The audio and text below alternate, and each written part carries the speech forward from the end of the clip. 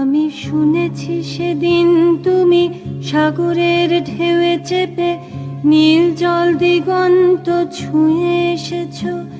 আমি শুনেছি সেদিন তুমি নোনা বালি তীর ধরে বহুদূর বহুদূর হেঁটে এসেছো।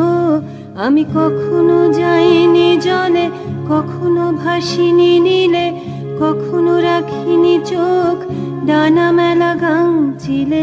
আবার যেদিন তুমি সমুদ্র স্নানে যাবে, আমাকেও সাথে নিও, নেবে তো আমায়, বলো নেবে তো আমায়।